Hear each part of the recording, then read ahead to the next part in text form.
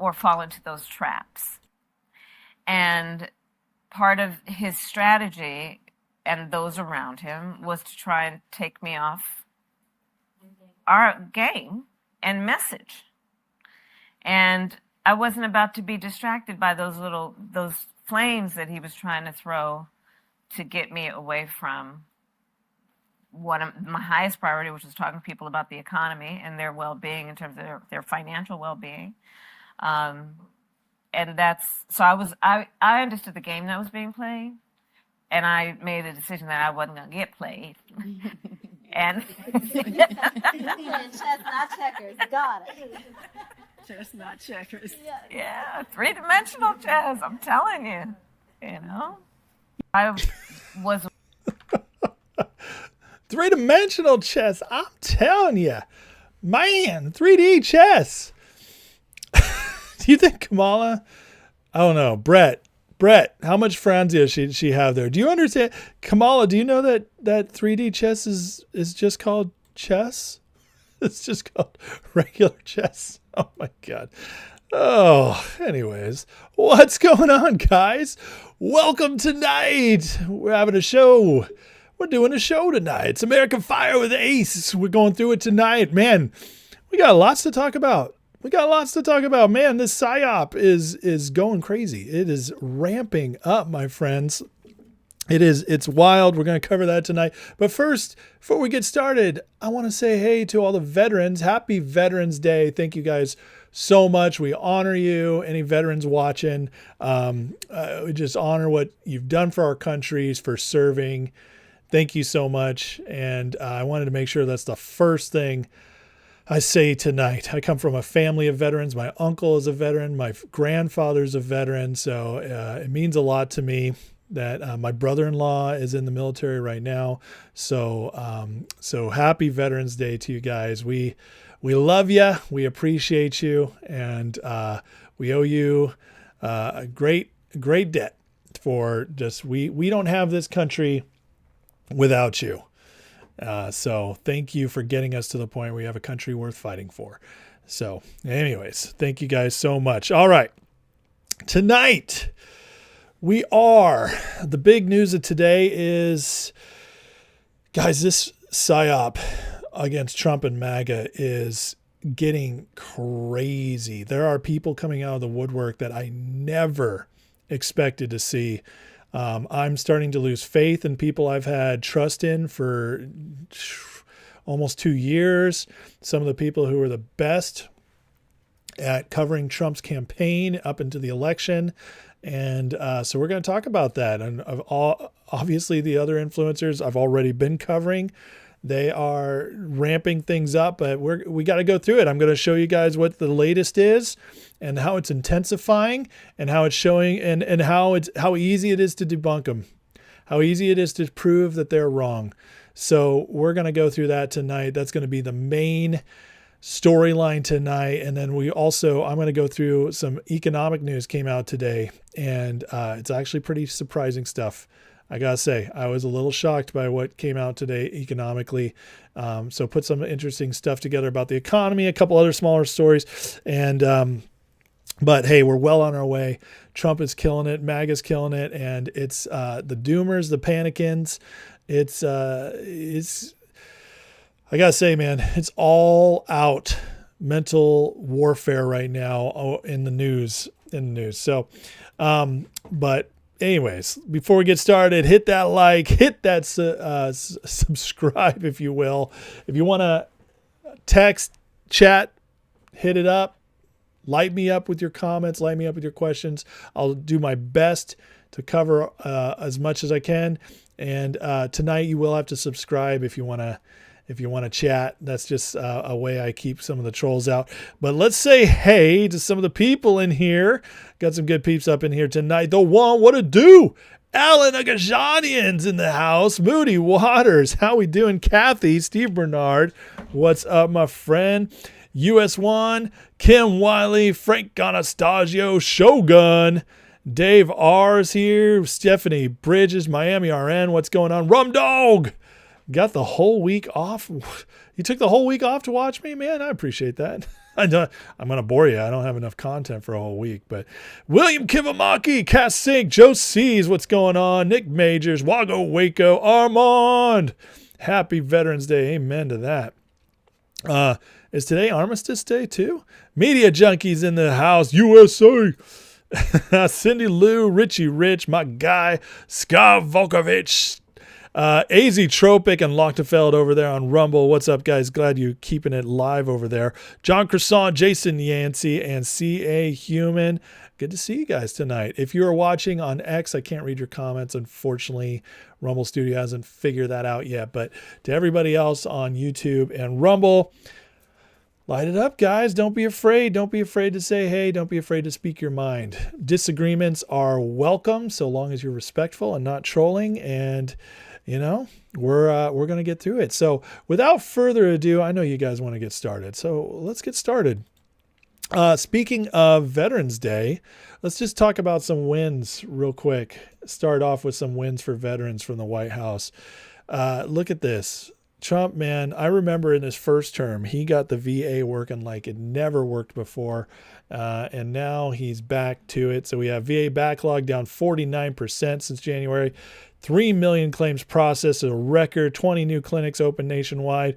1.4 million after-hours appointments. 800 million extra for facility upgrades, faster non-VA care access, survivor benefits reform, electronic health record system accelerated, 106 million recovered from duplicate billing. That's huge. 51,000 homeless veterans housed. That's incredible. Most since 2019. Tens of thousands returned to in-office work. Union contracts ended, directed to veterans. DEI eliminated. Yeah, baby. Saving $14 million for Biden policies and phased out gender dysphoria treatment. Amen. That is good news for our VA. And you guys are getting better care. He's taking better care of the veterans, as we always should want. You know, I think one of the ways you can tell if a president is a good man, a good leader, is in how they take care of the veterans. And so Biden obviously did not. Obama did not. They were purposely letting our veterans suffer with worse care, more time to get through to things. And so that's just a huge win on Veterans Day. And then real quick, Trump and J.D. Vance did a speech today to the veterans at Arlington to celebrate Veterans Day, and it was great. It was great. I posted the whole thing on my channel, so if you guys are interested to go watch that, I highly recommend it. It's not very long, maybe half hour total. You can just listen to it, but this part was great. Here's Trump, or J.D. Vance introducing Trump. Single day for the veterans, and who is proud to be the Commander-in-Chief of the United States Armed Forces, President Donald J. Trump. Donald J. Trump.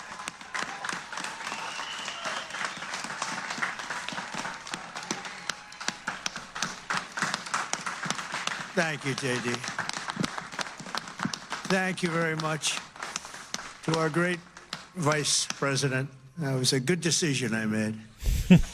This morning on these hallowed grounds where generations of American heroes rest in eternal glory. That was a good decision I made, he said. I don't know if I've ever, after all this time, I don't know if we've ever seen a president and vice president get along the way JD and Trump do. It's incredible. I think it's incredible. And that's right there, guys. That's the two presidents back to back we're seeing together right here. Boom. I don't know. It makes me happy. It makes me excited.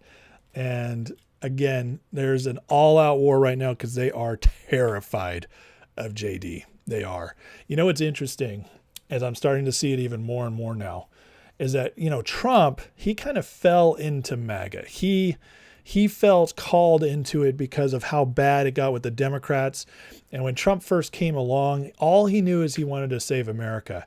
But if you listen to early Trump, he didn't have anywhere near the policy knowledge he has now or the ideas he has now on how to fix things. He kind of was winging it. He knew some things he really wanted to do, like get up the wall, limit immigration. There were some things he definitely was passionate about, but there were so many other things he didn't understand yet or didn't know. And he figured it out as he went. You know, he wasn't as conservative when he first came in. He was a longtime Democrat, and it took him a little while to like fully ingratiate himself into the conservative movement with MAGA and really turn MAGA into the Christian conservative populist movement it is today.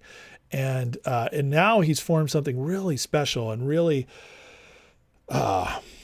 dynamic that's going to be it's one of the great movements of American history, if not the greatest movement since the Revolutionary War. Might be the second greatest movement in American history. But JD is somebody, you know, he's only 41.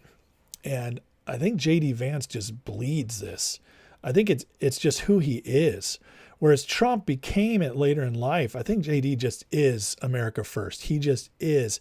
From growing up in such a bad situation to making something of himself, to trying so many different industries between the military and tech and politics. He's kind of run the gamut of all these areas, and he knows, being from poverty to the military to being the poor kid who was at Yale to having a successful book to now being vice president to creating a tech company. I mean, the guy has kind of run the gamut of all these things, but he went into politics early because he really wanted to make a difference.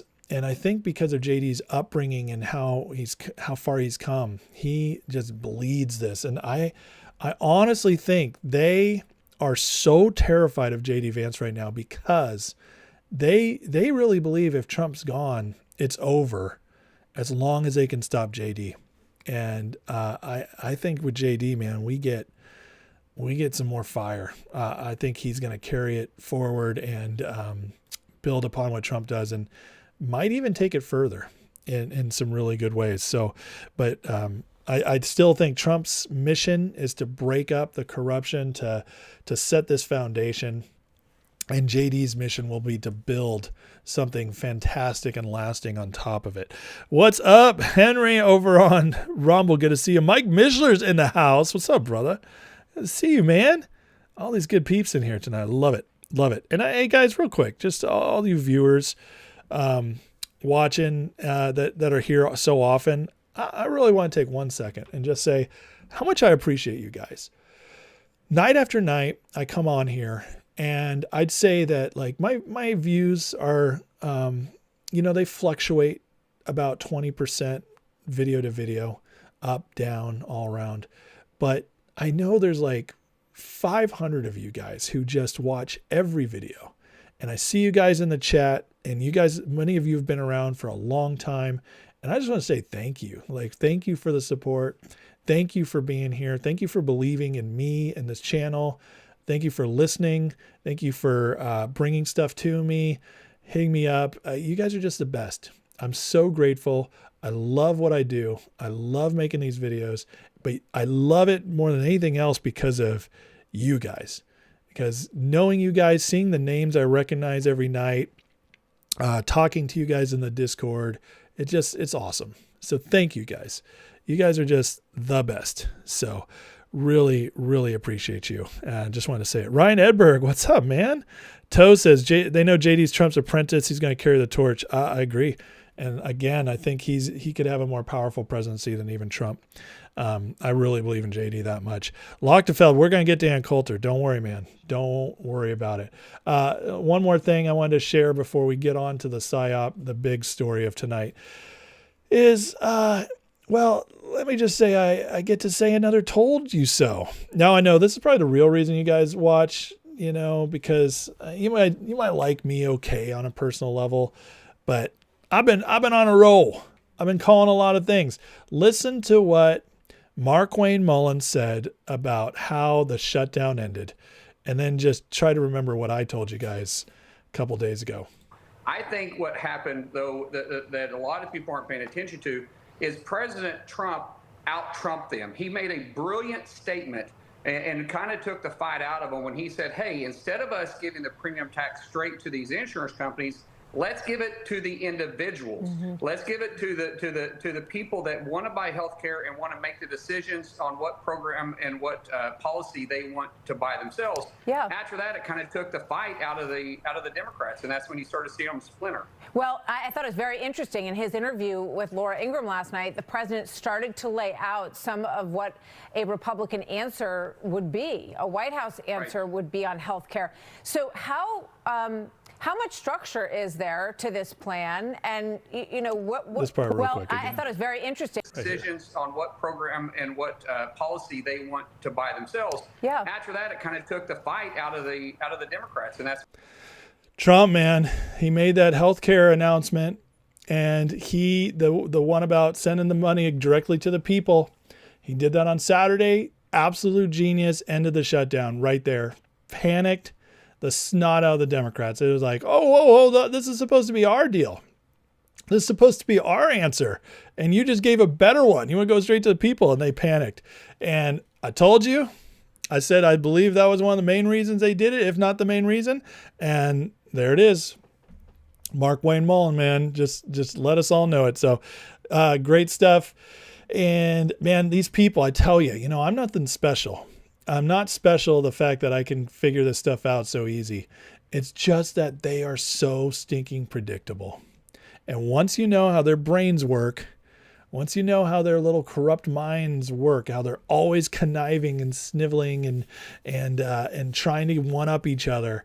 And once you see, like, over all the years, if you follow Trump closely and you just see how time and time again he outmaneuvers them, it just becomes easy to see and easy to spot and easy to predict as a result of both those other ones.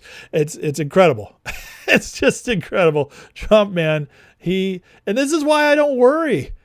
This is why I don't worry about all the panic going on right now, which we're going to get to in just a second, because Trump is always ahead of him. And you know what? Okay, I shouldn't say always. Okay, that's a little too strong. He's not always ahead of him, but when he isn't, he always outsmarts him once he figures it out. And it doesn't take long. Usually it's just that he's not aware. Because, you know, he's a man. He's not all knowing. So sometimes they surprise him. Whether it's the Democrats or the media or whatever, or a problem that springs up, it'll surprise Trump. But as soon as he puts his mind on it, it's like, hold on a second. His instincts are so good. If you guys have ever read the book Blink by Malcolm Gladwell, it talks about trusting your instincts, because it'll make snap decisions for you most of the time that are more accurate than thinking things through, because it just takes all that knowledge and it's just in a blink of an eye, you get a decision. Trump trusts his gut always, and his gut is almost always right. Almost always. And it's almost always proven right over time. And sometimes it's proven right really quickly, like right there. But, you know, I think Trump with a shutdown, it was like, okay, as soon as he thought they might have a one-up on healthcare, he was like, what if we gave it to the people? Boom, Truth Social it out, shutdown over. Unbelievable, man, unbelievable. Thank you guys. You're so kind. Just Mike Mishler, Nick Majors. Enjoy you guys. Appreciate you guys very much. What's up, Heidi Moga? Good to see you. So having said that, let's get on to what I'm watching. Now, I've talked about this now for over a week, that about a week to 10 days ago, it really started ramping up this attack on MAGA and Trump. And it's always been going on. It's not like we haven't been dealing with Psy-Op after Psy-Op for 10 years now. We have. But this one is interesting because it's coming more from within. Or not from within, but adjacent. So it's like people who say they were on our side or pretended to be on our side or at one point came out for Trump or whatever and duped people. And then the Nick Fuentes interview happened with Tucker. And all of a sudden it became, whoa, this is the right's falling apart. MAGA's falling apart. It's a party of Nazis. And who are we platforming Nazis for? And what is Tucker doing? And this Nick Fuentes guy is going to take over and blah, blah, blah. And now it's becoming, they've used that. They built off that. And now it's becoming Trump doesn't know what he's doing. And they're running off this election. Trump's lost the youth. Trump is falling apart. He doesn't know what he's talking about anymore. He's been bought up by the traditional Republicans. They're in his corner. They're teaching him what to say. He's not listening to the people anymore. He's getting co-opted. They're ruining his term just like they ruined term 1.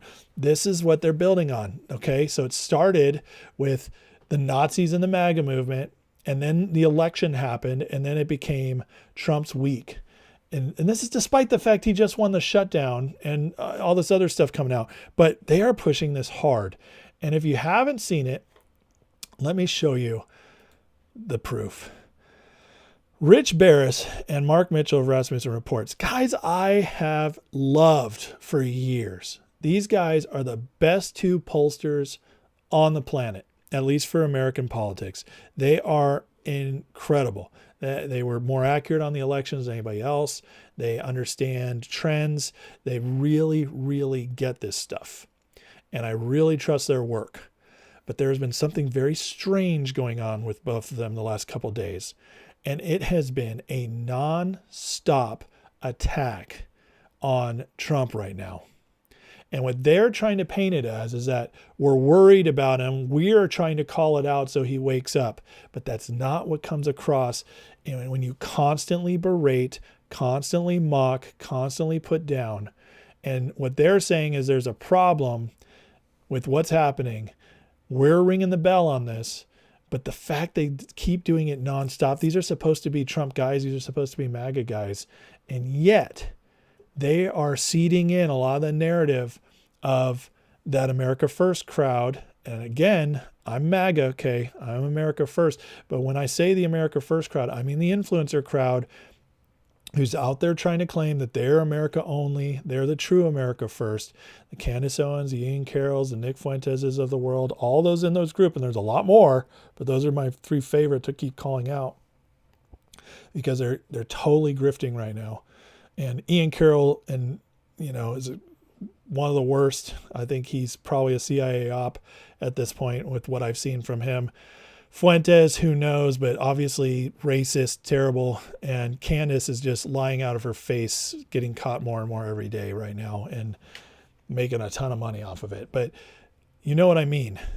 We've been talking about this. Well, now Barris and Mitchell have jumped in, and it's disconcerting, to say the least, because I want to trust these guys because their work has been so good. But when it keeps happening, I'm getting really, really worried that this influence, it's like one more op after another is being released right now. Barris, he's on War Room. It's like he's all over the place. He's usually great.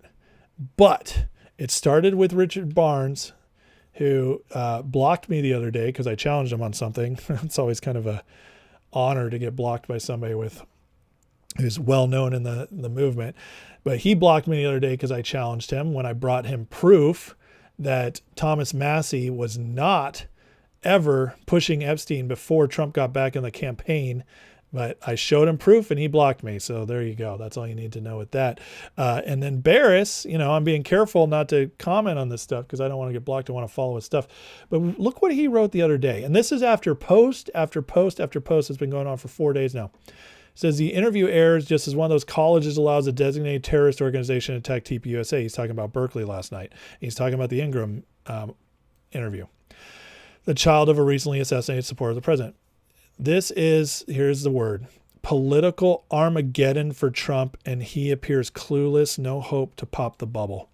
Now, this is a man who knows Trump, who's polled him correctly, who has been saying how he's the one who can win amongst all Republicans.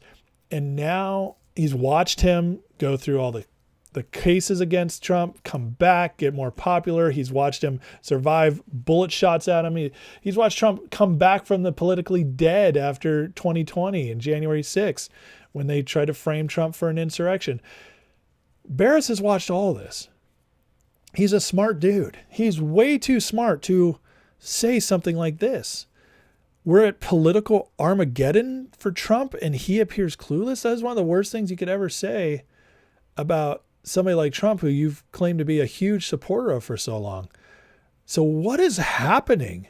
This stuff doesn't just come out, it's like, and then you have Mitchell right here. 60% of Trump voters think China's our enemy. True. Most Republicans think China's the biggest enemy facing America. True. And Trump put colleges ahead of Americans to suck up to China. See, when you're an influencer and you actually are claiming to, you're claiming to be on somebody's side, a supporter of them. You're claiming to be a believer in the movement to move it forward.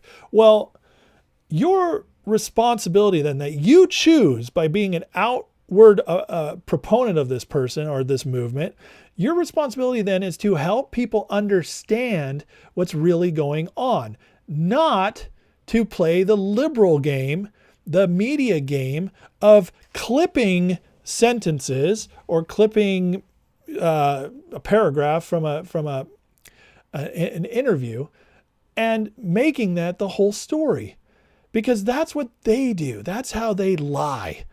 And what Mitchell just did here is Trump last night on Ingram was asked about the 600,000 Chinese in colleges right now, about sending them home. And he said, no, we're not going to send them home. We don't want the universities to go bankrupt. That's my paraphrase. What Trump was saying is we're not letting more in. Those 600,000, and Mark Mitchell knows this. Everybody who knows Trump, we debated this 6 months ago when the big university push was on. Everybody knows there was already 600,000 Chinese students here. And you know why the universities love them? Because they pay full price. They don't get scholarships. They don't get the state aid. They pay full price. And it's keeping our university system afloat. Now, I don't want them here, but they're already here. They've already been vetted. Rubio is going through and he's cutting out all the ones that are iffy. We know this. We've been seeing it now for 9 months. I trust the administration. We have all this. And this is the context in which you should paint this picture. Now, am I a friend of the universities? Absolutely not. Let them burn. I don't care. I hate modern day universities.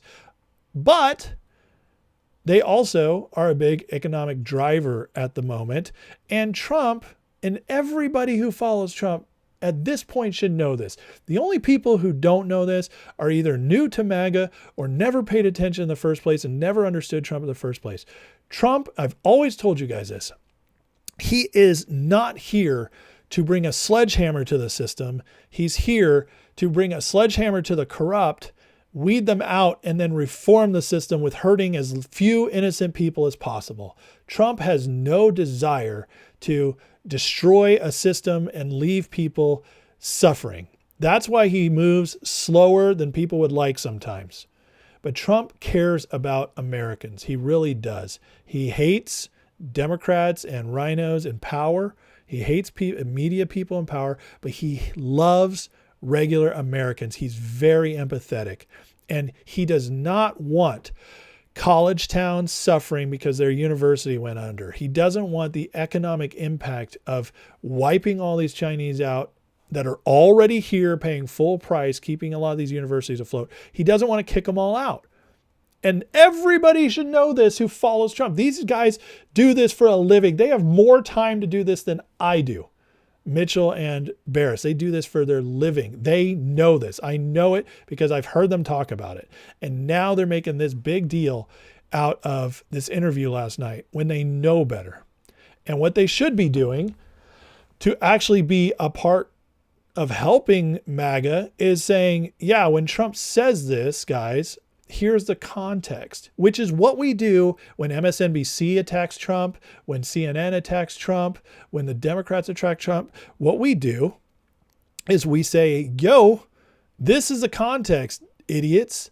But now Trump goes on Fox News to Laura Ingraham, gives this answer, and he's getting reamed for it by guys who are supposed to be on our side. Political Armageddon for Trump, and he appears clueless. How can you say something like that when you know better? And this is the kind of stuff that's going all around. And going forward with the interview, we got another one tonight. And this clip has been going around all of X, and people are freaking out about it. And before you say, you wait for me to explain it, I'm just going to play it and then we're going to discuss it. So here's Trump's clip tonight, which is the latest freak out for the Psy-Op. That mean the H-1B visa thing will not be a big priority for your administration? Because if you want to raise wages for American workers, you can't flood the country with tens of thousands or hundreds of thousands of foreign workers. You also do have to bring in talent. When we have plenty of talented people here. No, you don't. We don't have talented people here? No, you don't have. Okay. Did you guys hear what was just said? We have talent. Trump says, no, you don't have talent. She says, we don't have talent here. He says, no, no, no. And that's where people are clipping it. They are stopping right there and they're saying, oh my God, Trump's not America first. He doesn't think we have talented Americans. He doesn't think we can bring people in. This is terrible. Oh my God. Trump's actually pro-immigrant, pro-illegal, pro-H-1B. It's going crazy. This is not America first. Blah. That's what everybody's freaking out about. But the problem is they're clipping it before the rest of this clip. Listen to what else he says. Have certain talents, and people have to learn. You can't take people off an unemployment line and say, I'm going to put you into a factory where we're going to make missiles, or I'm going to put you. How did we ever do it before? Well, I'll give you an example. In Georgia, they raided because they wanted illegal immigrants out. They had people from South Korea that made batteries all their lives. You know, making batteries are very complicated. It's not an easy thing and very dangerous. A lot of explosions, a lot of problems. They had like 500 or 600 people, early stages, to make batteries and to teach people how to do it. Well, they wanted them to get out of the country. You're going to need that, Laura. I mean, I know you and I disagree on this. You can't just say a country's coming in, going to invest $10 billion to build a plant, and going to take people off an unemployment line who haven't worked in 5 years, and they're going to start making missiles. It doesn't work that way. Okay, so here's my question. Where's he wrong? Okay, now listen, I get the argument that Laura's making here. Well, why can't we just train Americans? Fine, let's do it. Let's weed this out over time. But again, what did I just tell you about the Chinese here? Trump is not about letting everything fall apart and then we have to rebuild from scratch for 5 years. Trump is a transitioner. He wants to move forward. And you know what America's done since our inception, since we were founded as a nation? We've been fine with bringing in talented immigrants. Immigrants who have value to us. Not the illegals, not this H-1B disaster where they're just bringing over anybody who, you know, who worships cows. That's unacceptable. And all that needs to be reformed. It does. We need to deport all the illegals. We need to stop bringing over people who shouldn't be here, who aren't adding anything, who aren't plugging into the culture and assimilating. Get rid of all that. But at the same time, we can afford a little immigration for people who are talented. And what Trump just said makes absolute sense. So these jobs over time, yes, Americans will be trained. They will work their way back up. They will come in. But he's saying, I'm having all these stuff come immediately in. All these factories are going to try to build right back up. And they need people who know how to do this immediately. There's nothing wrong with that. You can disagree with it, but it's not against what Trump has been saying all along. It doesn't change what he's already doing. And to prove it, here's the latest from the Trump administration, November 11th. Forbes reporting new immigration rule expected to end or restrict optional practical training this year. So Trump's policies are exactly what he said he's going to be doing. He's deporting illegals. He's reforming H-1B. He's limited the sanctuary, the people who can claim sanctuary, to only 7,500 next year. I believe it was well over 500,000 last year under Biden. They are limiting new immigrants. They are getting rid of the student visas. Everybody who speaks out and is like basically supporting terrorism, they're getting rid of those. They're cleaning it all up. They're reforming it. They're lowering how many people they're bringing in, and they're deporting. 2 million plus already gone. And that's before ICE has gotten fully staffed from the One Big Beautiful Bill. They're still working on staffing that. There's so many. There's 200,000 applicants to ICE right now. They need to get 100,000. That's how many Trump, I believe it's 100,000. Maybe it's 65,000, something like that.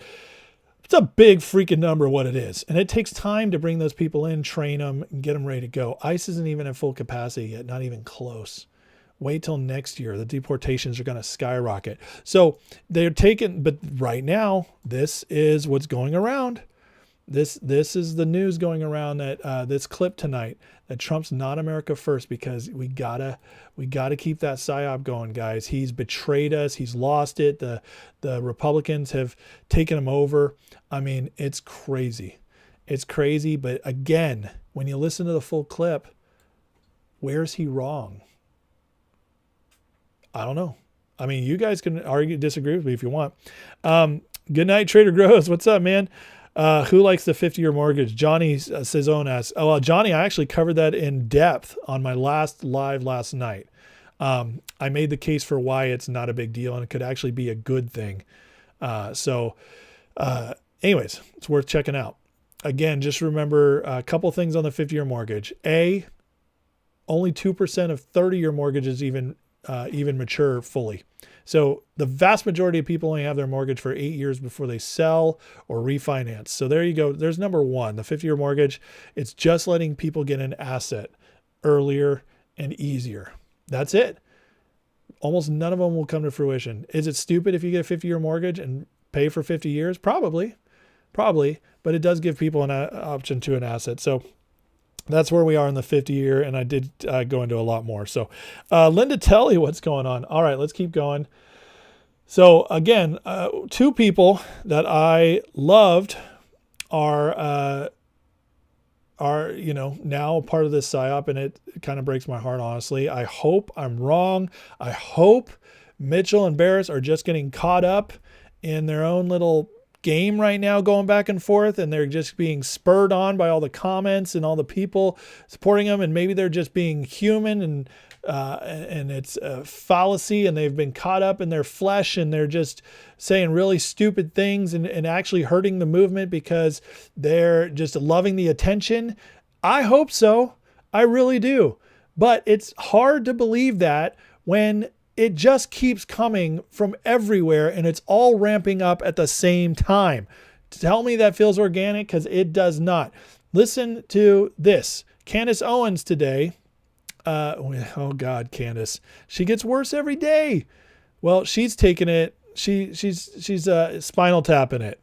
It goes to 11. She's taking it up a notch. Here's what she had to say. I don't know. It's lost its edge, right? Like MAGA's over. You just know it's over. MAGA's over. You just know it's over. No big deal. I've just been trashing TPUSA the last few weeks. I've just been making allegation that's not true. I've just been getting caught up more and more with in my lies, in my misdirections, in my half-truths. Just keep getting caught. But you know what? I'm still the number one podcast in the world. I'm making. Keep getting those checks, Candace. Keep getting those checks, because and so it's like, hey, MAGA's over. Can't you just feel it? Can't you just feel it? Millions of people listen to Candace. I hope that millions of them don't trust her. I hope they're just watching because they're interested and they like her, but they're not taking her at every word. But I'm afraid quite a few are, because we are in this moment right now where a lot of people voted for Trump, not because they're MAGA, even though they called themselves that. They joined the MAGA movement. They voted for Trump because what they really want is just to burn it all down. And you know what? If that's your prerogative, that's fine. I'm not going to tell you why you should vote the way you vote. But if that's why you joined MAGA, you were never really MAGA. And don't tell us who you are. Don't tell us that we're the ones wrong. We haven't changed. We get Trump. And this is, by the way, this is why his base support has not he hasn't lost his base support at all, which Mark Mitchell was forced to admit the other day. The base is still here.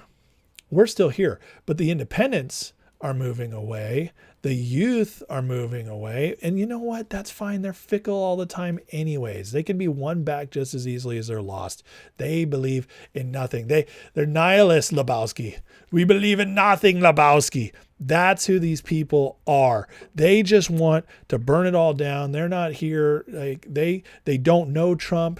They just know they felt better under Trump than Biden. So they gave him another shot. They were hoping it'd burn it down. It's not being burned down. And so they're just not excited. But this is what these people do all the time. This is what the libertarians do all the time. It's like, whoever's in power, we're going to hate them. Well, what do you think 20-year-olds do? Unless they're hardcore liberal fools who've been indoctrinated at college or by their crazy parents. Unless they're that and they just, all they do is worship. They go into their dorm room and light incense in front of statues of Obama.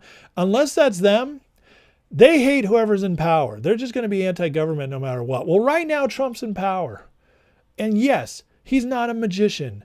And again, this just shows the horrible understanding of history, expecting that we just had a president who's done more in 9 months than any president in history. And that's legit. I took you guys back remember when we did the 100 days of each president back in March? Well, now he's had 9 months and it's more in 9 months than any other president. That's not hyperbole. It's just facts. People are like, he hasn't done enough. Oh my God, don't even get me started. Presidents in general don't do much at all. They don't. Not in general. They could do a couple big things here and there. Might hurt you, might help you, might hurt the country, might help it. But they don't do what Trump's been doing. It just doesn't happen. And so, but that's how they're acting. Oh, he's not getting enough done. Well, it's a poor education. But these people will watch Candace Owens and will be like, Candace, tell me what's going on. Tell me how everybody's evil. Tell me how it's all conspiracies. And they just let her run with it. Despite the fact she's constantly saying nonsense that gets disproven, despite the fact that she's just tearing down good people like most of TPUSA people, it's despicable. And now they're turning it up and they're going just full-throated. MAGA's over. It's insane, guys. It's insane. Nick Majors agrees. I love that. Fat Pat agrees with me on the mortgage issue. Well, I appreciate that. Moody says, if I worship cows, will Trump let me move there? I forgot to tell you, Moody, you have to worship cows and be able to build batteries. I'm sorry, I don't make the rules. Trump made the rules. It's not my choice there. Here's Candace directly attacking TPUSA. I'm not going to play the clip, but she's just going full after them. And it's just clip after clip lately. But I did want to show you the beginning of this one, because now it's gotten so bad, the backlash, and obviously probably not from reviewers, but there's so many people calling her out on X now that she's starting to backtrack just a little. Not full backtrack, but you can hear it in her voice. Here's the beginning of this clip real quick. Manipulative for them to be like, that's how you honor Charlie. Pretend to be an idiot. Pretend to not know how accounts work. Pretend to not know what it means when we say certain things and then change our stories multiple times. Pretend like it's just beyond the pale that Candace would suggest that we're engaging in a cover-up.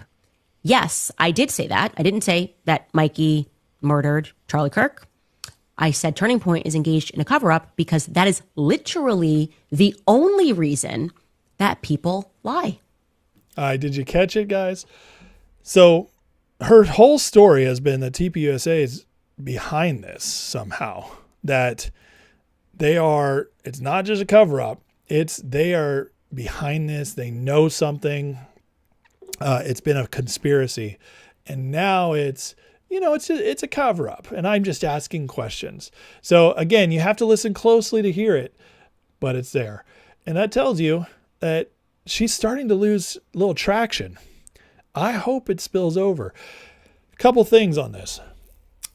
her great big story last year that gained her millions of viewers as well and has built up her is this whole like Brigitte Macron thing. Brigitte Macron, secretly a dude that groomed Emmanuel Macron and is now a trans woman and blah, blah, blah. Crazy stuff, right? Well, there was a lot of interesting things she put out there, for sure. But here we are, a year and a half later, and you know what we don't have? We never have the smoking gun evidence. And now Candace is doing the same thing with TPUSA, except this time it's much easier to poke the holes in it.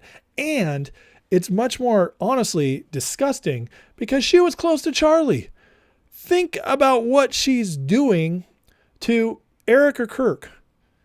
I mean, if I was friends with somebody as close as she claims her and Charlie were, which they weren't close in recent years. They were close back in the day, but they did fall out a little bit.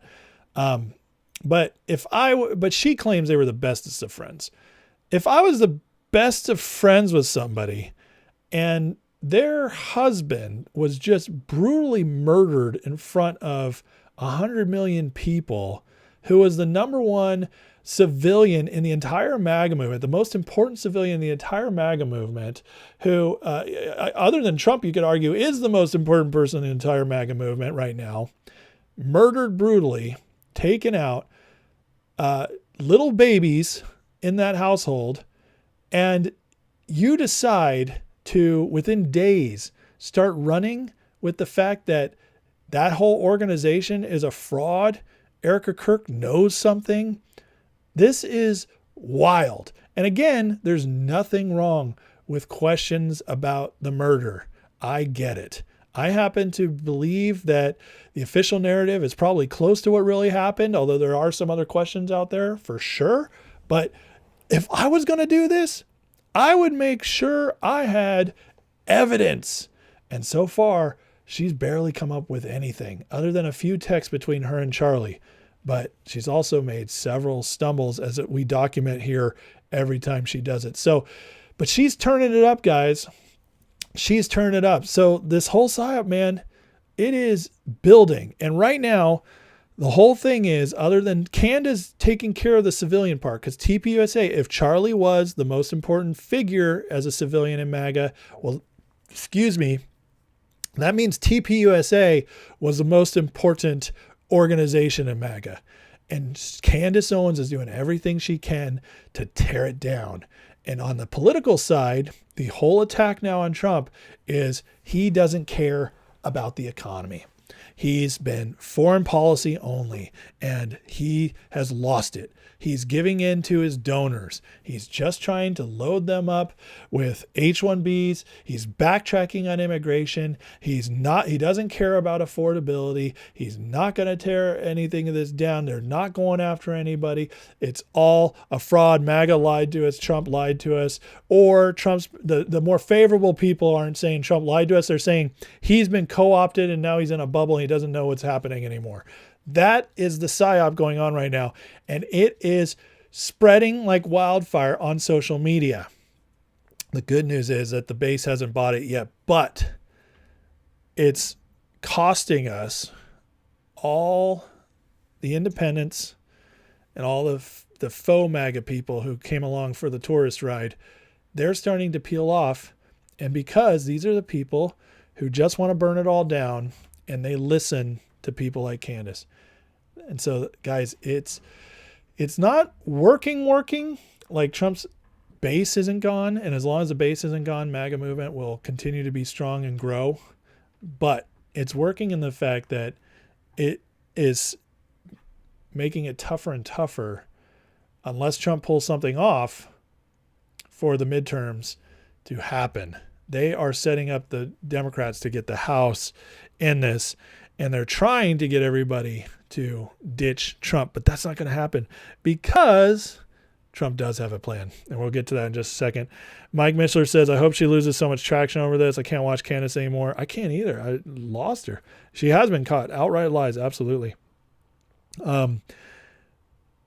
Cuckoo for Cocoa Puffs. She was sued by Macron. I don't know if that's going anywhere, though, but it'll be interesting to see.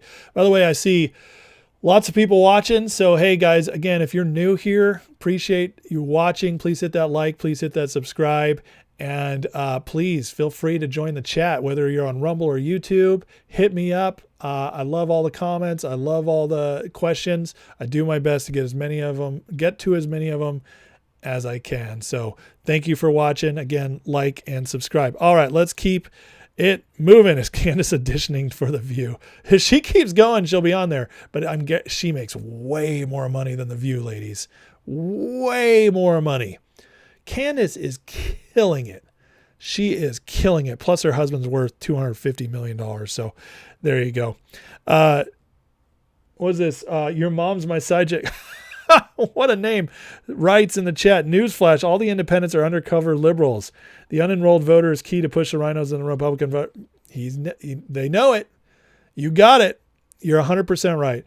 People who don't pick a side almost always are liberals, or at the very least, moderate lefties who just don't want to be called liberal.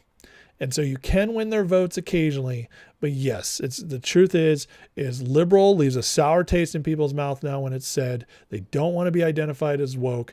And so yes, they will come out as independent. So he's absolutely right. Okay, let's keep moving here. Now, with all of this attack going on, guys, with all of this going on, the Cook Political Report still has this for the Senate: 51 seats for the Republicans, with 4 toss-up. I'm telling you right now, the Senate next year will go 52, 53 seats Republican.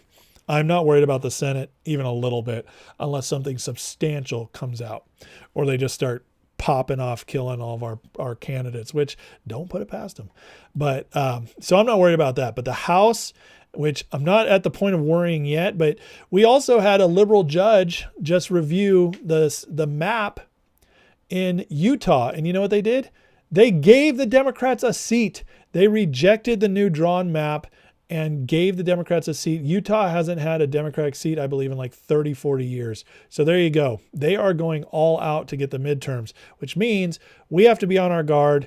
And people like me doing videos like this, if we see the Psy-Op going on, we have to call it out and get it out there, because they will win if nobody pushes back and if Trump can't get the economy going. But thankfully, I believe it will.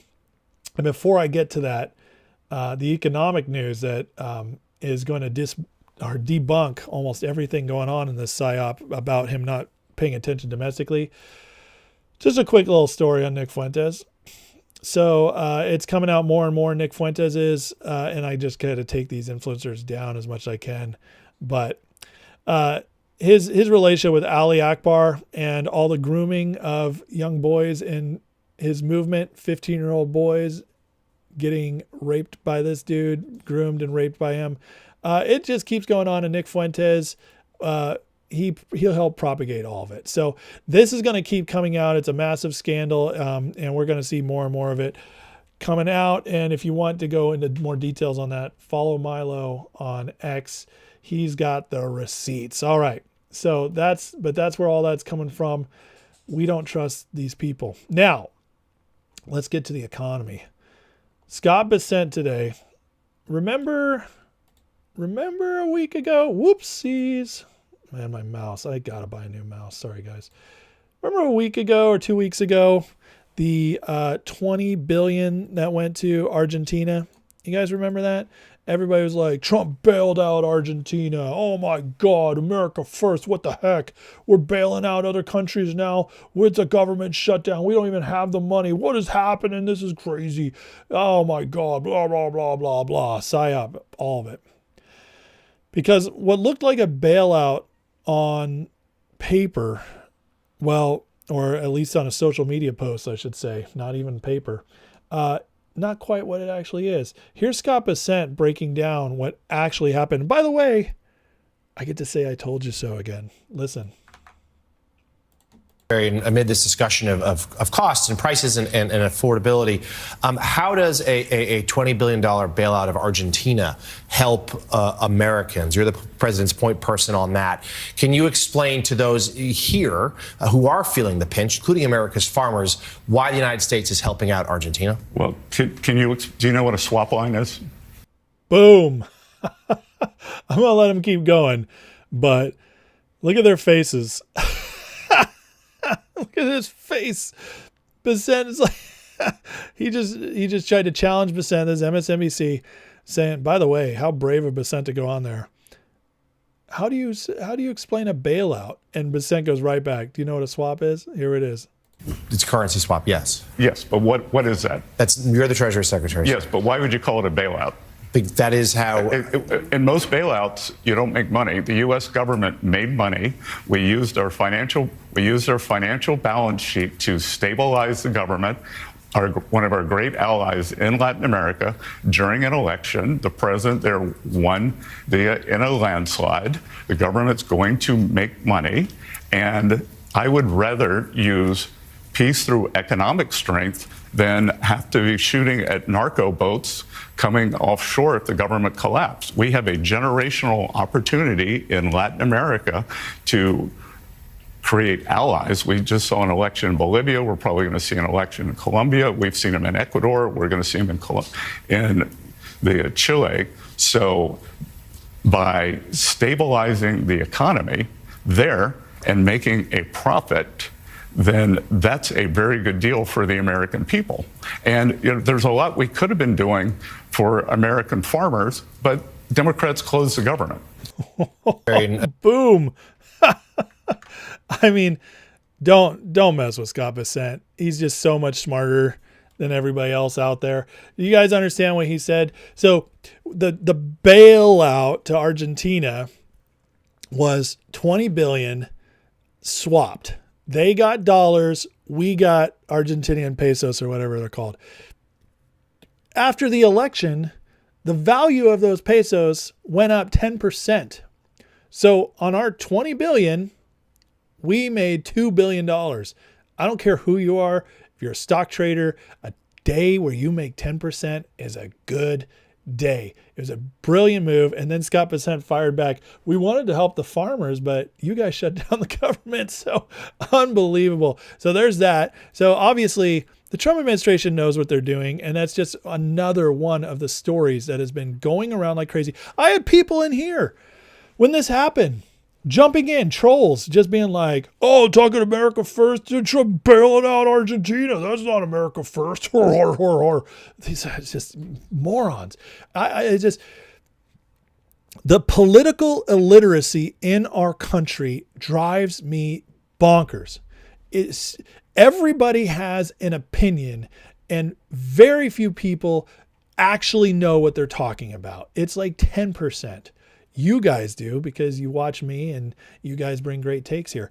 But most people have no idea what they're talking about. They will eat up whatever they're being spoon-fed from whoever they follow, right or left. It's insane. And they don't ever take the 10 minutes it takes to research a major story. It is insane to me. I was talking to somebody today who was like, I was talking to them about healthcare going up, and they were like, God, Trump, I can't believe you'd let that happen. I was like, no, not Trump. Congress. Do you understand? I was like, I'm sorry, but I know where you get your news. You're listening to a bunch of liberals, and Trump can't do this. It's Congress. Okay. And I had to explain to this person all that happened. And I was like, most of what gets blamed on Trump is actually Congress's fault. And I hope you can understand that. And to my credit, my kids' credit, my kids were like speaking up, oh yeah, Congress makes the laws. I was so proud. A very proud daddy moment right there. They knew, they understand how our government works, but all these people, just insane. So the Argentinian deal, great deal, not a bailout, a deal that we made, and we won big because not only did we get 10% of our money on top of what we gave them, we won 10%, great trade. But we also helped Milei win a massive landslide, shoring up Argentina as one of our strongest allies in the West and also becoming a country that's going to be a country of great wealth and success, and a proof that America First type agenda works wonders for an economy and a country. So huge win on all fronts. Now, we have more economic news though, and this is big. This was actually really big, and I want to go spend a few minutes on this.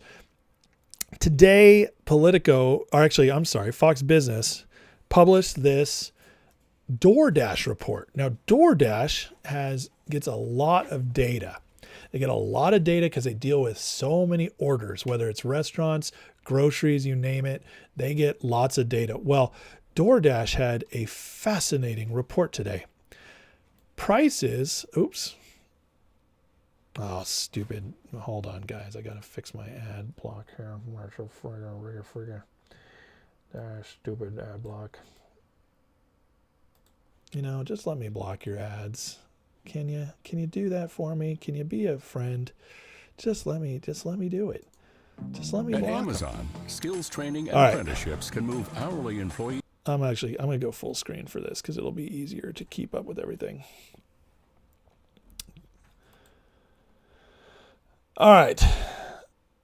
Prices are steadying and wages are climbing, new DoorDash report shows. So let's go through this. I'm not going to go through the whole story, but I'm going to pick out some of the big guys here. DoorDash analyzed affordability trends through 3 of its key measures: Everyday Essentials Index, Cheeseburger Index, and Breakfast Basics Index. Everyday Essentials, household costs, so here's what they found.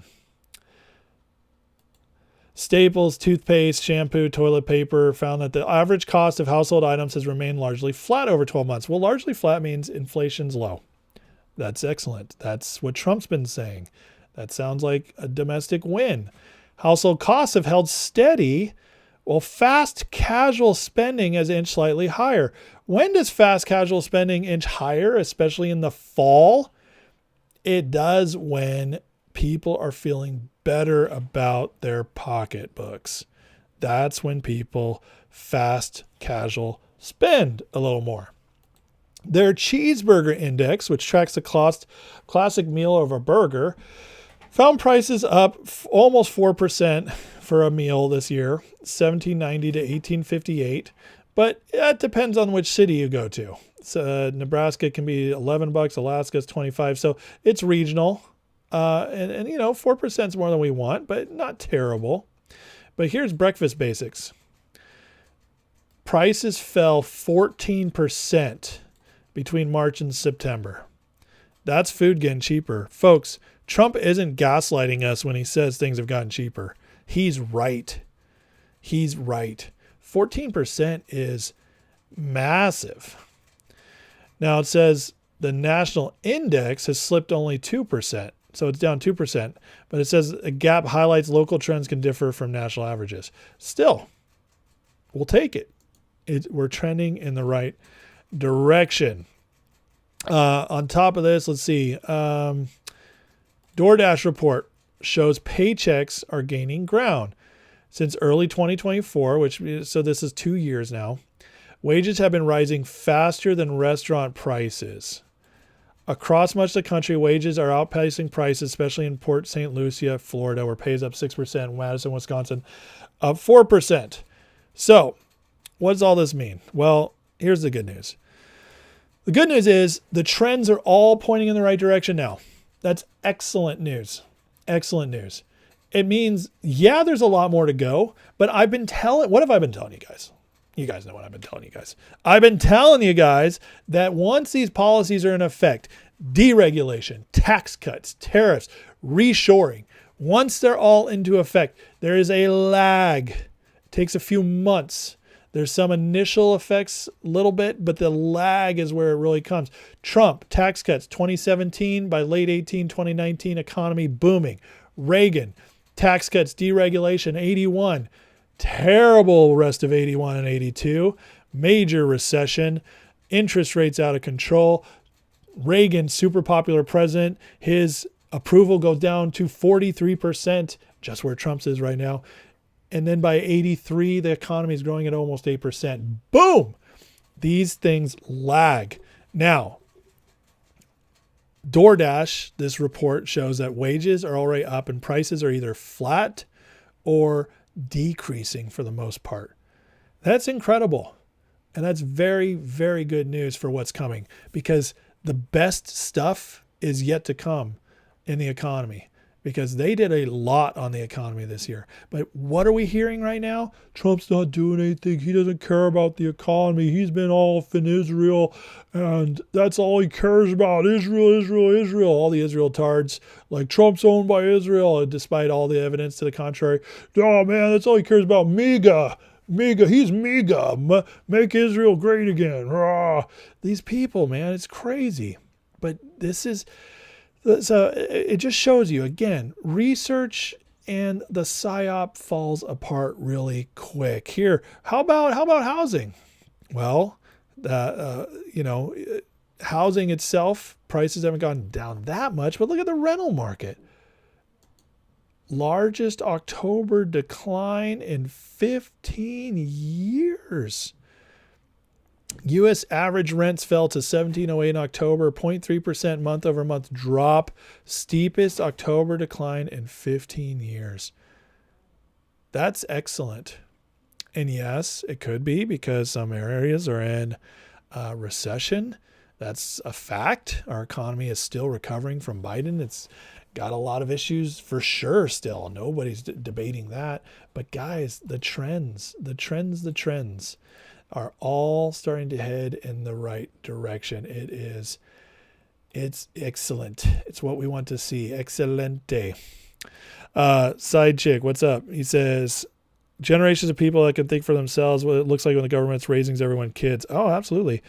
Imagine the outrage of SNAP benefits no longer cover chips and soda. Oh, well, I think we're going to get there. I don't think it's going to happen overnight, but I think Trump plans on getting there.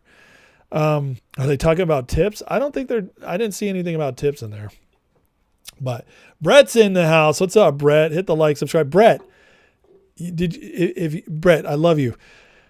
I don't know how much you've been watching, but you missed one of my favorite Kamala clips ever at the beginning. You have to go back and watch it, because Brett, you and we're the Kamala guys. We gotta laugh at Kamala. She's very drunk on frenzy at the beginning of this. You got to go watch it. I found the clip and I thought of you when I posted it. So go back and watch it real quick. Anyways. Okay. More on the economy. Right here. Let's listen to Stephen Miller. This is the Stephen Miller's response to Trump being out of touch. This is good stuff. Not content with that, he is Oops, my bad. Fighting to bring down the cost of every single consumer and household. I need to answer it. What is next for the economic plan for this president? We're focusing relentlessly on affordability. So President Trump's working to bring down the cost of living even more than he already has. So Thanksgiving meals are going to be 25% cheaper. But President Trump is not content with that. He is fighting to bring down the cost of every single consumer and household good. And the tax bill is going to be a huge part of this. Because when we make life more affordable for our companies, for domestic industry, for domestic manufacturing, with 100% expensing, with the largest tax cuts in history, then prices are going to keep coming down. This also involves energy affordability. No president in history has done more, Larry, you know this so well, to make energy more affordable. President Trump is leaning into energy affordability. We are building new pipelines for the first time in the northeastern corridor of this country. You've seen that we have a major pipeline that's moving through, the Nessie pipeline, more to come. And the president is also making nuclear energy, modern, safe, reliable, clean nuclear energy to power the future. He issued 4 historic executive orders on nuclear energy. America will be the center of the nuclear energy renaissance in this country. And one more thing, Larry, AI. America under President Trump is the AI capital of the world. That's bringing in trillions of investment. That's bringing in millions of jobs. That's raising our standard of living. We are at the precipice of one of the great economic periods in the whole history of this country, Larry. So listen. We're at the precipice of one of the great economic periods in all history in this country. I agree. And listen, the what's up, Q-Alerts? Rumble over there. DJT did get killed this week, but there might be good news coming there. Anyways, what Stephen Miller is saying here is so important. So we're seeing all this stuff that Trump's focusing on the affordability, right? He went after the beef. He's trying to get us money, like healthcare accounts, so we can lower the cost of healthcare. We can go direct instead of the insurance companies getting paid direct from the government. Lots of good things, lots of good ideas. Energy is key to all this. Gas prices already down, but if what Miller says is true and we really start getting the nuclear plants, guys, electricity is going to plummet. It is going to fall so fast, your head will spin. If we can get nuclear all over this country, if your power bill right now, I mean, depending on where you go and how many taxes there are, like California, it would take longer to come down. But say your power bill in the summer running AC all the time is $250. You're looking at with nuclear, that power bill could become $50. It is massive how much nuclear makes everything cheaper. France, they're nuclear all over. Their power bill is way, way low. So if Trump's accelerating this, it's not only with gas going down, but with electricity going down and then pushing more and more natural gas, our energy prices are going to plummet. Well, you know what happens when energy plummets? Everything else plummets. Food plummets. Okay, that's one of the next big things everybody's paying for. Food. Goods will plummet because energy affects everything. The more energy you're paying for everything, the more that's what costs big stores to stay open, their utility bills, their rent. That's what they're paying for along with their employees. You cut that down, save a bunch of money. So it's just, it gets prices down across the board. And so what we could be hitting into with this deregulation, tax cuts, I think we're going to actually see, excuse me, I got an itch. Whoa. I think what we could actually see in the next couple of years is deflation.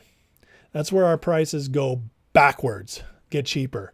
And amidst deflation, we could also be seeing wage increases. Well, you know what happens when you get wage increases plus deflation plus lower interest rates? My friends, that is a perfect cocktail for an economic explosion. And yeah, I think we still got a couple of hard things to go through. I still think there's a major correction coming to the markets. I don't know when. I don't know what it'll look like. Many people think it's coming soon. People I trust. I'm going to talk about that in a minute here. I don't know. I hope it does because I think the sooner it happens, the better for the midterms. But Main Street's economy, even if Wall Street crashes temporarily, it'll bounce back. Even if it goes down, crypto is going to have a crash here soon. I'm not saying long-term it'll be bad, but I believe it's going to have a crash. We might see Bitcoin lose half its value for a while. I believe it's possible. There's a lot of reasons for this because a lot of it's fraudulent, the markets and crypto right now. That has to be corrected for us to truly grow. But Main Street, Trump's taking good care of Main Street right now. He's setting us up to see explosive growth. And I believe that next year, we're going to start seeing a lot of this come to fruition. And by the midterms, I think the economy is going to be humming, which means we hold the House. And that's my number one reason of why I'm very bullish about the midterms and why all the panicking, all the Psy-Op going on right now to attack Trump on domestic policy is a total fraud. Because I'm showing you guys right now, I've already showed you data and I'm showing you focus of why they're wrong. And why it is already we're seeing signs. It's not enough yet, and people are frustrated. They wanted it to happen magically overnight, but it's working. What he's already done is working. The One Big Beautiful Bill is one of the most significant legislations ever passed economically. It really is. People aren't even talking about it anymore. It is massive, and we're going to see that result next year. And by 2027, we could be entering into one of the hottest running economies we've ever seen. 27 and 28 should be on fire. And there's nothing going on in our economy that Trump's doing to make me think it'll go backwards. Wait and see what happens if the Supreme Court approves the tariffs. Now that's 50-50 right now. I honestly, I'm not sure which way it's going to go. And you guys know me. I like to make predictions and I usually make pretty good ones. I can't make it on the Supreme Court. I couldn't read it. It's too hard to read both ways. If you force me at gunpoint to decide, I would say I'm leaning 51-49, 51%. I'm leaning that they uphold them, but they might not. If they don't, it's going to get really interesting. I think Trump and Bissett have some aces up their sleeve on how to handle that won't hurt us too bad. And they're going to milk it for all it's worth against the Democrats and stuff. So it'll backfire, as most of these things do. But if they uphold it, we're going to get massive revenue going forward. Oh, and I didn't even talk about the fact that if the tariffs are upheld, Trump's going to find a way, now that it's been put out there, it's got to happen one way or the other, to get a $2,000 dividend to people who are middle, low income. And that's non-inflationary because it's not printed money. It's already money that's in circulation. So no inflation from that. All it'll do is stimulate people's pockets, make them feel better, and give a jolt to the economy. So, guys, like Bissett has been saying and Trump's been saying, we are truly positioned, if we keep moving forward on this really hard, we are truly positioned to actually truly have the opportunity to grow ourselves out of debt over the next 5-10 years. If the economy's booming, we'll win the midterms. If it continues booming and runs hot, like I think it will, 2028 will be a lock. We probably will keep even all three branches. And then we get JD Vance. And I believe once JD's in there, it's 8 years. I really do. And I actually think all this is going to happen. In the chat real quick, Jim Boswell says, Pennsylvania electric rates keep going up. Jersey's higher with new governor. Absolutely. Until they maybe get some of that nuke in. Hopefully it happens. Pedro thinks something's coming soon regarding the market fraud. I think so too. Side chick, more we build, richer we get. We once built the best of everything. If we got some of that back, our dollar will soar. Amen. Absolutely. CA Human believes that tariffs will pass by the hair of a chin. I agree too. I think the 2K was 2000 was A, to get people excited about the tariffs and make them want it to pass. And so politically it's very smart. And B, I think it's putting more pressure on the Supreme Court to not overturn it. So it was a brilliant push by Trump. Romdog says Constitution states the president can control tariffs, not SCOTUS. It's not that simple. It depends on if they decide it's a revenue raising tax or if it's a foreign policy used to negotiate trade. That's really what the argument's going to fall on. And I listened to the whole thing, and I got to tell you, it's hard to read them. It is. They were skeptical of both sides. They really were. Okay, let's keep going. I got some more. For you. Here's Scott Bissett again, just reminding everybody and even what we came into and how things are also improving even more. Again, don't believe the hype that Trump's not doing anything domestically. What the president is frustrated by is the media narrative, because the media narrative, the 2021, 22, 23, and even 24 during the campaign was Americans don't know how good they have it. It's a vibe session. I still remember that word. And everyone from the New York Times to former Fed vice chair to Wall Street Journal even, they said it was a vibe session. And instead of owning the inflation, they just said, the American people don't understand how they're feeling. And we came in, we inherited a mess. We have brought the inflation down. And Rob, there are two ways for curing affordability. There's bringing inflation down, because some of the prices we are going to be able to bring down. So energy prices, gasoline, down quite a bit. 4-year low. Yeah. 4-year low. Mortgage rates, when the president was January 20th, when the president came in, 30-year mortgage, 7.08. Yesterday, 6.22. Yes. That's a huge move. It's a big difference. Yeah. If we can get mortgage rates down to the 5s, that will help home ownership quite a bit. Yeah. So I think the president is just frustrated by the narrative, because I can tell you that every day he is working for the American people. That we have nonstop, all hands on deck meetings on this. Yeah. Yeah, nonstop, all hands on deck. So this tells you that the Trump administration is ahead. They are way ahead of this whole Psy-Op against them. Okay, because once it really built up, was, as I put in my title, it peaked. Okay, they went all out the last couple of days. It reached places that it hadn't reached before. They've been hounding Trump like crazy. Candace Owens is announcing MAGA's over. They hit it, and they were like, we're done. Like, MAGA's done. Trump's done. He's lost it. It's about domestic. He abandoned domestic. And Trump, since Saturday, has been blitzing domestic, defending their policies, and now we're getting all this news about how things are already improving. I'm telling you, I hope you guys are ready for 2026, because it's going to be wild. What are the Democrats going to do? How much crazier will they get once the economy is doing well? Them and all the establishment Republicans are trying to take down MAGA and Trump right now because they are terrified of J.D. Vance. They want Trump to, lose the midterm so that he's a lame duck president, which he won't be, but they'll significantly lower some of his ability because they're going to fight him. They're going to impeach him if they get the House. They're going to investigate. They're going to tie him up like they did in the first term. So they'll slow him down. They want that to happen, and they want him to become more and more unpopular so J.D. Vance loses. They are going all out to stop J.D. Vance right now, and they're starting early. And it's starting by trying to neuter Trump right now. I'm telling you, this is exactly what's happening. And with all this economic news, which is building up, again, we still have to deal with whatever's going to come in the market. It's foreign policy. What's foreign policy, Jim?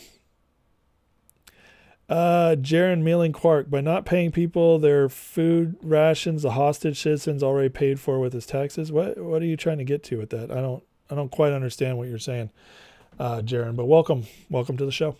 Can you clarify more what your question is? I don't quite get what you're saying.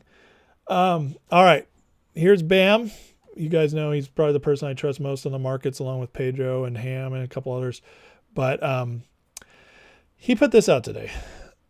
Now, his model shows that there's a lot of weakness in the stock market right now.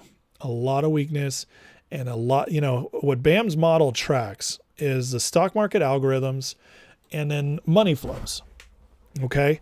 So with all that considered, what his model's been showing is that a lot of people aren't feeling very good about the markets right now. And yet we keep going up and down and like staying close to all-time highs. It keeps looking like someone to break. I believe the shutdown, the Democrats wanted to use it to destroy the economy and to crush the stock market, and yet it didn't happen. Now, I also believe that Trump wasn't panicking because he believes that he knows if the stock market has a correction, it's actually good for him because he'll fix it. He knows it's got to be fixed, and that's the time to do it when it crashes. And then he's already building for Main Street, and by next year, the midterms, they'll be fine. So the Democrats were trying to use it. They're also doing some other stuff, but they were trying to use it to crash the economy. And Trump was like, cool, I'm a step ahead of you on that one. It still didn't work, though, because the economy's actually been getting stronger and because Wall Street is fighting like hell not to let all this happen. But there are signs. As Bam writes today, if you've ever worked at a large multi-billion-dollar hedge fund like I did, you know people don't leave prior to the year-end bonuses they worked all year to earn. If people are leaving in October, November, they most likely know the year has been or will soon become a total bust. Lots of hedge fund stuff been going on the last few days. Lots of people leaving. BlackRock just got, I think it was BlackRock just got busted with a $150 million fine. There are signs, people. There are signs that something could be coming really, really soon in the markets. But I know most people watching this channel understand why we can be excited about that. A, yes, it'll hurt your 401k. So sorry about that. But B, if you're invested in short squeeze stocks, your counter market plays, this could be the time they take off. If you were looking for a nice discount before you get in on Bitcoin, this is the time. This could happen soon. And if you want corruption in the markets to be cleaned up, this is what's going to do it. Because if he goes in and cleans up the markets while it's at all-time highs, it'll crash the markets because it's all fraud. And once you take away the fraudsters, it crashes. But if you wait till it already crashes, then you got somebody to blame and you can clean up real quick. So lots of reasons why it'll be good. Plus, I think it'll spring right back with the foundation they've laid. Jason Clark rewrote his question. Says the out-of-touch executive branch and tweeting not paying EBT was a terrible mistake. Why was that a terrible mistake? I disagree with you. I do. I think I understand why you say that, but I disagree with you. I think they had to make it clear that the Democrats were enforcing a lot of pain, and the Democrats blinked and caved. There's no polling data at all that shows that the SNAP thing hurt Trump. So I understand why you would think that, and it makes sense at a basic logic level, but it's actually I don't think it hurt him at all. But it is an interesting point. Kryptonian, do I think the Democrats will get Schumer eliminated as minority leader before January? No, they're not going to eliminate him as leader yet. He might step down because of the shame, but he's also a proud guy, and the Democrats do not like to give up power. I highly doubt it, but he will not be around after the next election. Rondog says, are Wall Street workers leaving because their employers are going out of business? Either that, which there have been a couple of hedge funds that have failed. I covered that when it happened. I think I heard of another one the other day too. A couple of hedge funds are failing, but also just maybe they're just not making the money. There was a story the other day that short sellers have had their worst year in forever, and they're blaming retail. They've kept trying to short a bunch of companies, but retail's jumping in because they're meme stocks and they're costing them billions of dollars, and short sellers are failing left and right, which is beautiful. So I think they're just having a real hard time. Jim Boswell says AI bots selling some of the AI stocks, CoreWeave and Nvidia, not the small investors. That's very true. It's all algorithms, but NVIDIA, I got to tell you guys, NVIDIA is a Ponzi scheme. Everybody knows it who pays attention to it. When NVIDIA breaks, it's going to be a big, big problem, and it will break at some point. NRGV had a small pop today. Yeah, it did. It was awesome. Yeah, don't panic sell. That's exactly right, Jim. Don't panic sell. Okay, a couple last things. So the economy, guys, buckle up, be ready for anything. Temporary pain might lead to very long-term gain here, but one way or the other, the Main Street economy, the real economy of America, is on a good trend. And even if it goes through some pain, that might be an impact of the markets or whatever, the long-term, guys, is looking really good. The fact we're already getting good data when most of Trump's policies have barely had time to even take effect and get money circulating in the economy, just wait till the tax returns come back next year. Just wait till the businesses realize how much less they're paying in taxes and they start to invest. It's going to take off. It's going to be really, really good. Rumdog says, oh yeah, AI probably taking a lot of trader jobs too. 100%. Yeah, you're 100% right on that. Last couple things, just so you're not black-pilled. Check it out, dude. Clintons, Kash Patel and Bondi have just laid out and dropped a bunch of Clinton corruption files. This is awesome. This goes to the panicans, the people, the Psy-Op people saying Trump's not doing anything about corruption. I told you guys the other day, the FBI came out and said, we have so much evidence. We are giving so much stuff to the DOJ, but they are understaffed. They're not able to get it all done. It's taking a long time. And again, it's not, the DOJ is not doing anything. They have been winning a ton of Supreme Court trials. They've been, Trump's won like 20 straight because of the DOJ. They've been getting grand juries to subpoena people, indict people. It's like they are working. It's a little slower than we'd like, but it's because it's so corrupt and they had to purge so many people. They're a little understaffed right now. So they're working on building that up, but stuff is still happening. New evidence. Bill and Hillary's foundation collected donations for foreign and domestic interests is sinking influence.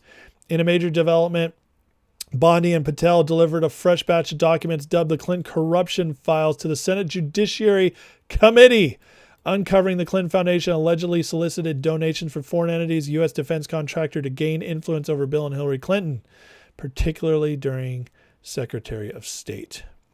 Whistleblowers flagged them, withheld from corruption probe by Little Rock U.S. Attorney's Office, yada, yada, yada. Blocked by Sally Yates, of course, that corrupt witch, worked for Obama. Files detail systemic obstruction, lower-level FBI agents, DOJ prosecutors blocked from pursuing financial trails or sharing evidence with higher-ups, effectively derailing 3 separate FBI investigations and pay-to-play allegations. This is big, guys. This is big. So aim to release it publicly by week's end once whistleblower protections are secured. This is just the news, so it's John Solomon, so you know it's good as gold. Big deal. Big deal. Guys, once Clinton, I mean, it's all building. You see how it's all building? There will be results from this. They just subpoenaed Brennan, so good stuff's happening. New York mayor is probably scaring the crap out of Wall Street. Oh, you know he is. Mishler says, Ace, the Dems want absolutely nothing for closing down the government. People already know, and anyone with a brain knows. 100%. They are reeling from it, too. They're freaking out like crazy. Mike says, all this manufactured, every single bit of it. You know it. Yeah, they're trying. They're just throwing everything they can to try to trash Trump, and none of it's working. Finally, the last thing I want to show you guys today is just something very interesting. So this Kirill Dmitriev guy, I don't know how many of you know who he is, but he's a Russian intelligence guy. Very interesting. Keeps dropping some. He's trusted by a lot of people in the Anon conspiracy community. He's been dropping some very interesting things. And look what he wrote on this thread here. It says, Russia does not doctor President Trump's speeches. In other words, we play them for real in Russia. And then because Trump and Putin have a common plan to expose European puppets, I can't wait to see how this movie ends. And then he wrote, it ends well, just yesterday. This guy's close to Putin. So very interesting. What's really going on behind the scenes? There is so much going on behind the scenes that we don't know. And I believe it's really good stuff. So bringing us all the way back. This is why they are going all out right now, guys. Political Armageddon for Trump. MAGA is over. This is why the Psy-Op is now peaking. Because behind the scenes, the foreign policy stuff is mostly settled. It frees Trump up here at home again, and also shored up our finances by fixing the trade deficits, getting the tariffs in place. Domestically, he's about to go nuts. The economy is about to go nuts. And I believe this whole year has been about building up the evidence, finding it all, clearing out the DOJ, the corrupt people in the DOJ, FBI, etc., so that the corruption, the charges, the criminal trials can soon begin. 2026, folks, going to get wild. And they know it, which is why they're going all out to try to knock Trump down now. Rumdog says, fortunately, this falls on a narrative until the first person goes to jail. No one will for now. You know what? You're right, but I don't care, because at this point, people who are buying narratives with all the evidence we've seen, they're either completely ignorant or stupid. You know, they're willfully ignorant or stupid. And I bring you guys receipts every single night, every night. Everything I say, I back up, or I give you reasons why I believe something. But I almost always have receipts and why. And I do that for a reason, so that Nobody can ever say I'm just making stuff up, and nobody can ever say I'm pushing something. And also educate. There will always be the black pillars, the Whitney Webbs of the world, who have no hope, never want hope, and look to actually cause people to not have hope with anything. No trust, no hope for a future. It's disgusting. It's pathetic. Drives me crazy. You can always find a black pill narrative about almost anything if you want. It's a matter of focus. And so I'm a man of the process. And what I've been showing you guys since I started doing this is Trump's also a man of process. And he's somebody who, once he starts something, he wants to see it through until it's either not going to be what he thought it was, or it's done. And that's what's going to happen here. I don't think we got to worry at all. Trump's going to follow through. And guys, next year is going to be very, very interesting. But again, when they're going all out like this, it tells you they're worried. This is for them, I believe, at this moment, a kill shot. They, with the shutdown and the elections, they used a lot of different things, including the whole Nick Fuentes moment. They used that they thought they smelled blood in the water, and so they used it to try and go for a kill. And that's why it's been nonstop hammering on Trump the last 10 days. Nonstop. And they just keep going up and up and up. But I'm telling you, it's going to fall flat unless we let it take over. So, and we're not going to do that. Any thoughts on GameStop? Yeah, I have lots of thoughts on GameStop. I think GameStop's dead as a short squeeze because it's been diluted to hell and in front of everybody's faces. I do think long-term GameStop's a good hold because I think he's going to build it value, but he's going to do it the slow way. And I think he totally sold out to the short sellers. So other than maybe it's a couple runs here to like 50, maybe $80 in a good run, I don't see GameStop ever blowing up the way people wanted it to. I just think that's gone. He's diluted so much. And here's the thing. Every single time GameStop's made a run in the last 2 years, it has had an immediate dilution. And that tells you he's not going to let it run. So, but it's got a lot of cash. So it could be short up and still be a good play long-term, but it's not going to be a short squeeze in my opinion. Anyways, love you guys. Appreciate you. Let's end in a prayer. Thank you guys for your support tonight, being a part of the chat. I see on Rumble, I have my largest crowd ever. Hit 50 at one point. It's 44 right now. Welcome guys on Rumble. Please, if you enjoy the show, follow and hit me up in the chat. I'd love to hear from you more. So, but please follow the channel. I appreciate it. Same on X. If you don't mind, follow, repost this, share with your friends. And on YouTube, as always, please like and subscribe. And guys, if you want more, tomorrow night's members only. Members only, we go into all kinds of weird stuff.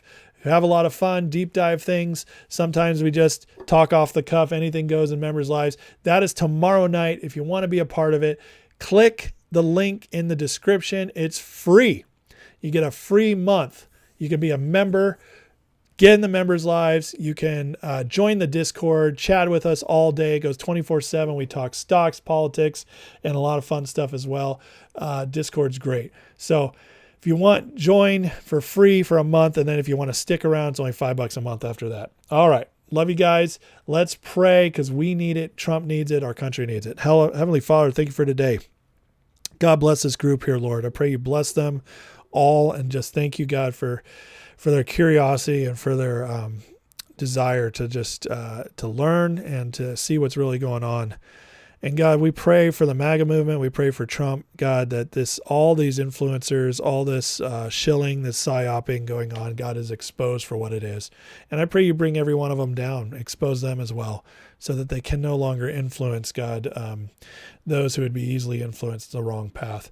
God, we pray for President Trump, that you would give him wisdom and protect him, but also give him boldness to keep fighting harder than ever before, and his team as well. Give them wisdom to navigate everything, Lord. We pray that they would know exactly what to do to win the midterms. We pray for courageous people in Congress. There's not many of them, but we pray maybe more would rise up and you'd wake them up, Lord, so more can get done in this next year. That's positive. And Father, we just pray for justice to our nation, peace, and bring prosperity back. I ask that the next economy, Lord, that's being built right now is the best we've ever seen. I truly believe it could be. And Father, just bless again everybody here. Bless their needs. Father, bless them with healing. Bless their finances. Bless their relationships. And so that nobody here, God, is lacking or in want. And in Jesus' name, amen. All right. Bless you guys. Love you. Have a great night. And members, I'll see you tomorrow. Everybody else,